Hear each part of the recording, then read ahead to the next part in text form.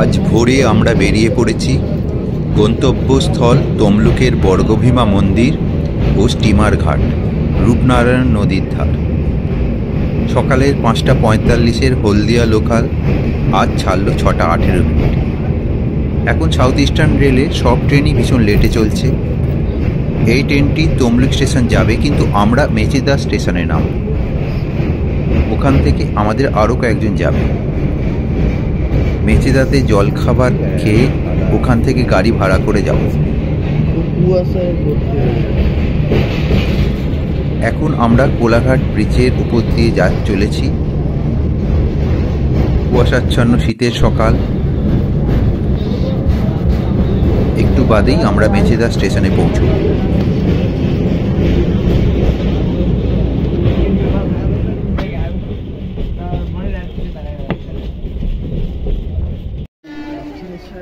এখন আমরা চলে এলাম মেচেদা স্টেশনে। এইদিকে ওভারব্রিজ হয়ে আছে। এই ওভারব্রিজে উঠবো।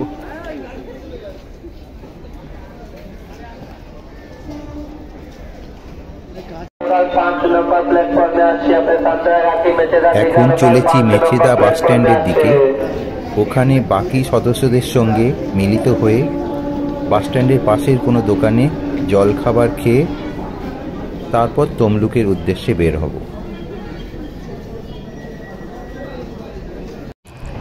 বাস স্ট্যান্ডের ধারে এই দোকানে আমরা পেটাই পরোটা ও মিষ্টি খেয়ে জলখাবার সারলাম। এই আমাদের ম্যাজিক গাড়ি এসে গেছে, এটা করে আমরা যাব। এরা উঠে বসে আছে।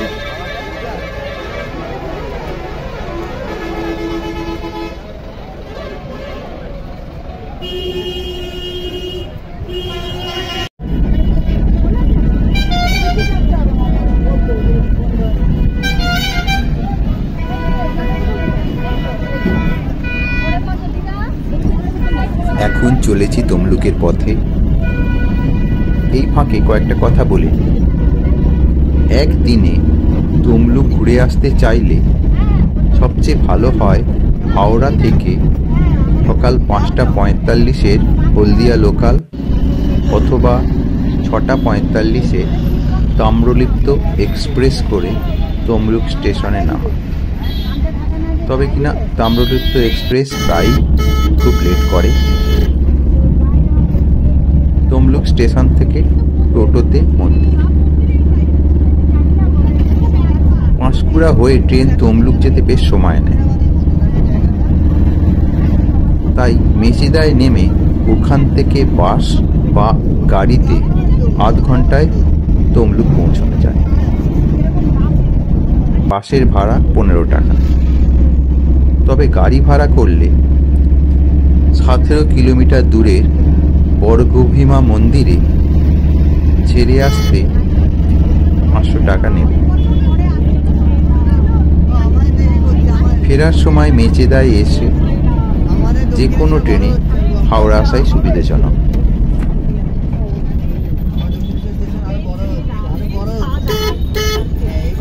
এখন আমাদের গাড়ি তমলুকের মানিকতলা মোড়ে চলে এসেছে। আমরা এবার বাঁ দিকে ঢুকে মন্দিরের দিকে যাব।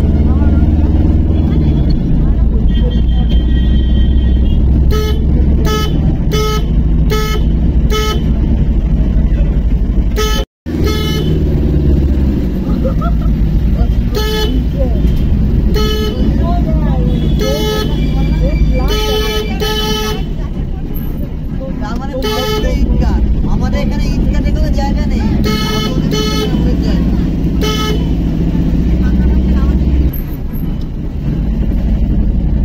এইখানটায় নেমেছিল।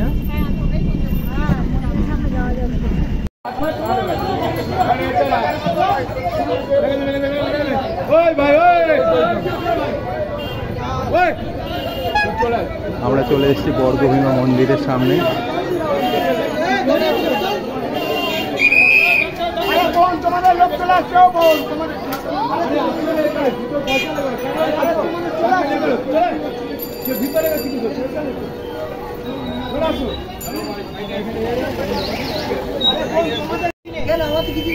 আমরা ডালার দোকানে এসেছি, এখানে ডালার এই জিজ্ঞেস করো কত করে ডালা,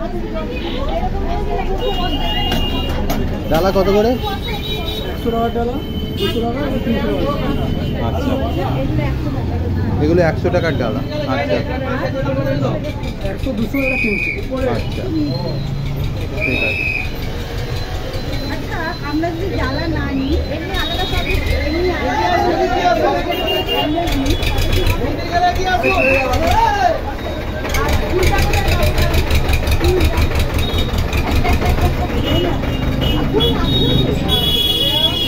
নিয়ে নাও ডালা একটা 100 টাকা নিয়ে নাও, একটা নিয়ে নাও, একটা আচ্ছা নিয়ে নিচ্ছি একটা। এই আমি দিচ্ছি, আমি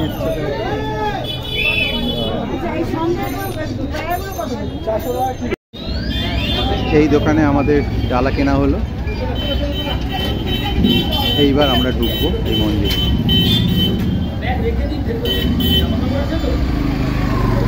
এখান থেকে ডালা কেনা হলো 100 টাকার ডালা। এইবার আমরা চলবো মন্দিরের দিকে। আমরা এবার মন্দিরের দিকে ঢুকছি।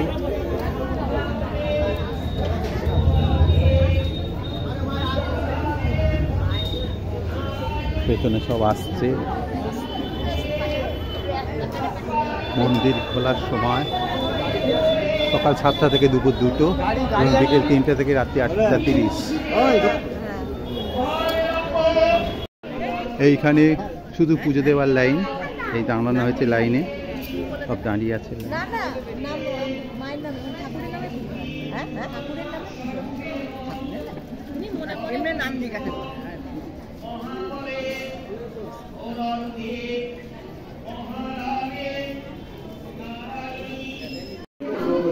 এমনি নাম লিখতে হবে না, হাতে হাতে বুঝিয়ে চলুন, যাদের হয়ে গেছে চলুন, বেরিয়ে চলুন, যাদের হয়ে গেছে চলুন।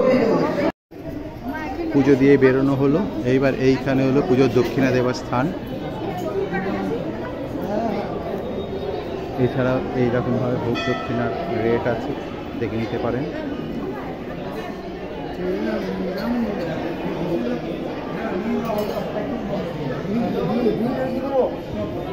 এখানে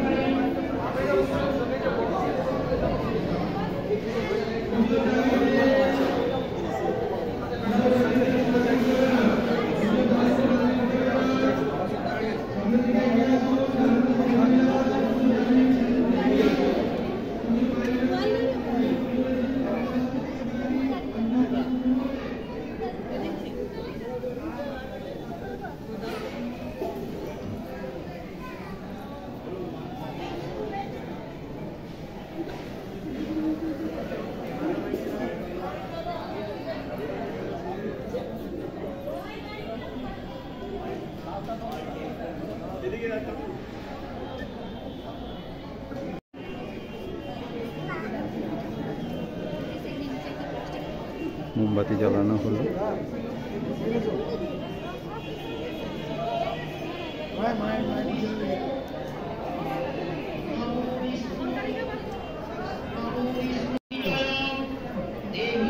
এই সেই পূর্ণ কুম্ভ, অনেকগুলো সিঁড়ির নিচে নেমে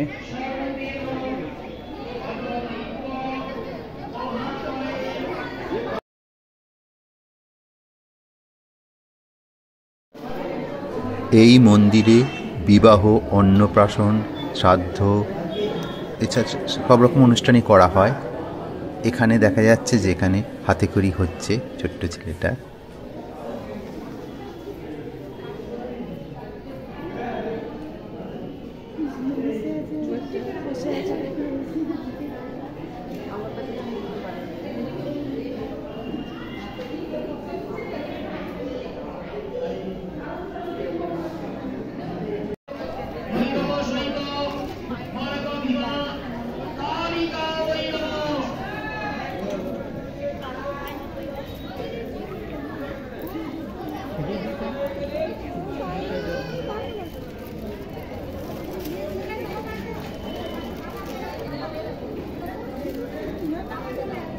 ভালো করে বাঁধতে পারবো।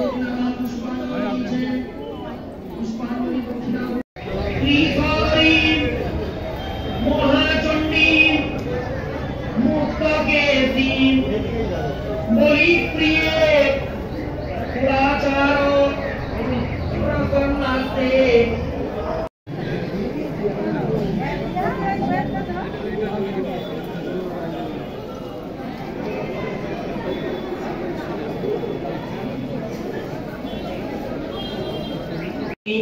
মুক্ত গেসি বলি প্রিয়ে পুরাচার প্রসন্নস্তে নমস্তে শঙ্কর প্রিয়ে পুরবিঘ্ন বিনাশায় কুলাচার স্বনির্ধয়ে। এখন বেরিয়ে পড়লাম মন্দির থেকে, এবার যাব স্টিমার ঘাটে। আমরা এবার চলে এসেছি নদীর ধারে, ওখান থেকে টোটোয় নেমেছি।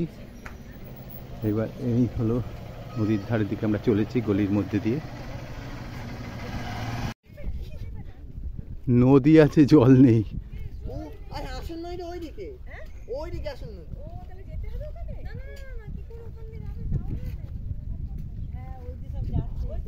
বাবা আসুন নই ওইদিকে। হ্যাঁ চলো, যাবো ওই পাশে। যাবো যাবো, এতটুকু একটু নদী দেখবো।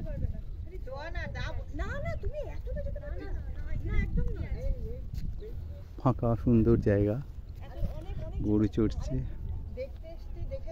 দিগন্ত রেখা। এখন আমরা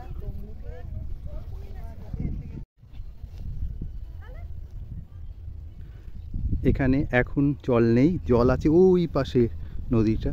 বর্ষাকালে এখানে ছিল, এখন শুধু রয়েছে কাদা মাটি।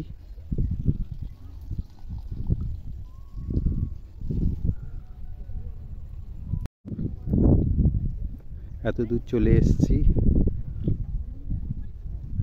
আরও এই অতটা যেতে হবে। পথ হলো এইরকম, কাদা আছে, দেখে যেতে হচ্ছে।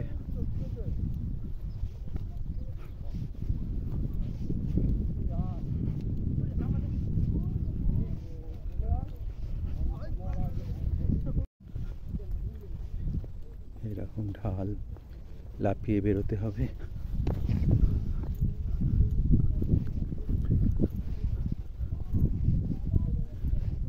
কাদা আছে, যাওয়াই মুশকিল এখান দিয়ে।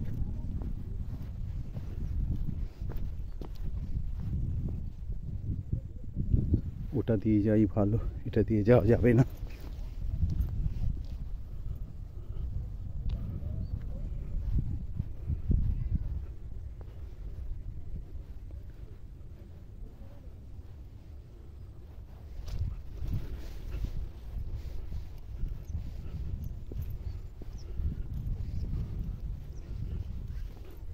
এপারে চলে এলাম।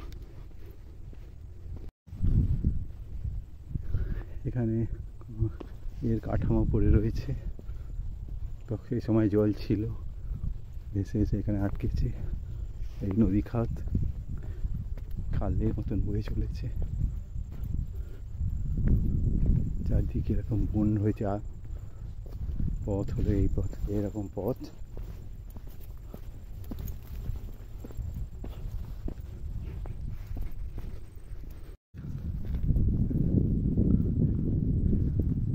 ওইখানে একটা নৌকো দাঁড়িয়ে আছে, জোয়ার এলে তখন ওখানে ভাসবে।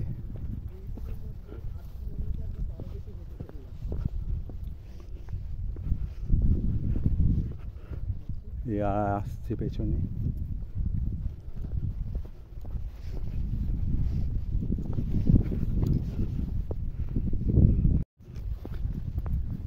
এই সেই নৌকো। জোয়ারের সময় এখানে জল আসে কতটা? এখন কোটাল মানে কোটাল কখন, কটার টাইম? আচ্ছা দেরি আছে তাই তো। আচ্ছা পুরো এখানটা জলে ডুবে যায়? হ্যাঁ পূর্ণিমা। আর এমনি আপনি যে নৌকোটা এখানে দাঁড়িয়ে আছেন এখন এতটা জল আসবে? আচ্ছা আচ্ছা।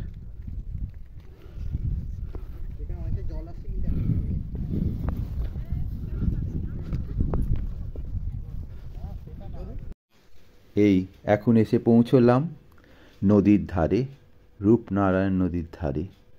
বিশাল চওড়া, যেন সমুদ্রই মনে হচ্ছে। ওপার তো দেখাই যায় না। ওপারটা হলো হাওড়া ডিস্ট্রিক্ট। ঠান্ডা হাওয়া বইছে। কিছু লোক ওখানে আছে, ওপারে যাবে। ছোট নৌকো আসবে, সেই নৌকো করে ওপারে যাওয়ার জন্য কয়েকজন লোক অপেক্ষা করছে। ওপারে হলো আমবেরিয়া।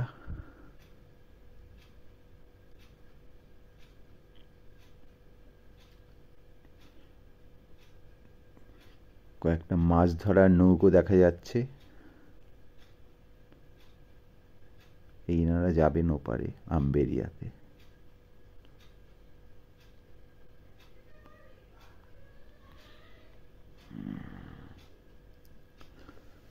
ওই দূরে একটা নৌকো দেখা যাচ্ছে, আসছে, কালো ফুটকির মতন দেখাচ্ছে।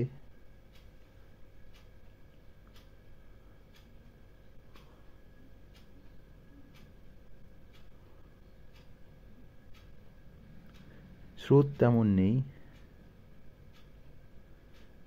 তবে পুরো সমুদ্রের মতন। কি বিশাল, ওপার তো দেখাই যায় না। চারপাশটা এইরকম।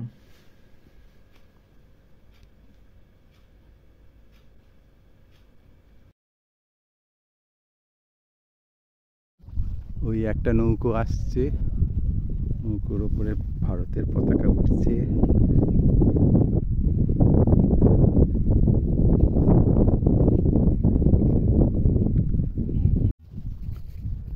ওই যে আসছে, রিয়া চলে এলো, বাকিরা সব পেছনে আছে। হ্যাঁ, এই গরুও আসছে, গরু পেরোচ্ছে। পার হয়ে যায় গরু। জায়গাটা খুব ভালো। যদি বর্গভীমা মন্দিরে আসেন অবশ্যই চলে আসবেন টোটো করে। টোটোতে 20 টাকা করে ভাড়া এখানে আসবার জন্য, আবার ফিরে যাওয়ার জন্য 20 টাকা পার হেড।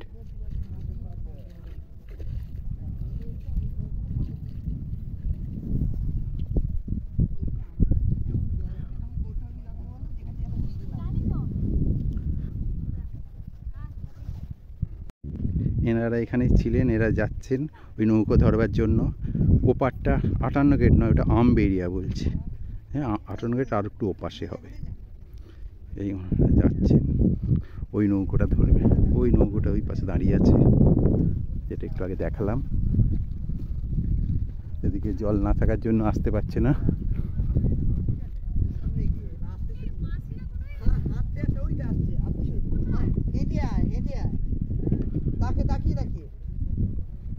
ওই নৌকাটা এখন ছেড়ে দিল, লোক উঠে গেছে।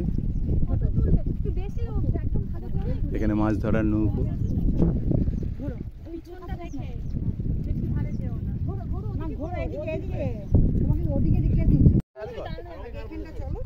এইবার আমরা ফিরে যাবো।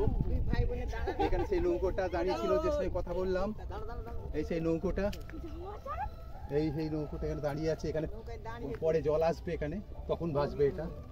এখন ফিরে চলবো আবার সেই টোটোর কাছে। বাই। ফটোগ্রাফাররা পুরো রেডি, কে কিভাবে ক্রস করে সেটা দেখার জন্য। আস্তে দিদা দেখে, হ্যাঁ দিদা এক্সপার্ট। চলো বলো, কেউ পড়েনি দিদার মধ্যে মুর্শিদা। আবার চলে এসেছি আমাদের টোটোর কাছে। এবার আবার টোটোতে উঠে যাব মহাপ্রভু খাবার দোকানে। আমরা এখন মহাপ্রভু হোটেলে উঠেছি, মন্দিরের পাশেই কাছেই। শুরু হবে এবার খাওয়া দাওয়া, নিরামিষ খাওয়া। হোটেলের খাওয়া দাওয়া সেরে টোটো করে চলে এলাম তমলুকের হসপিটাল মোড়। সেখান থেকে বাস ধরে চলে এলাম আবার মেচেদা। স্মৃতি হয়ে থাকলো আমাদের বর্গভীমা মন্দির আর স্টিমার ঘাট, রূপনারায়ণ নদী।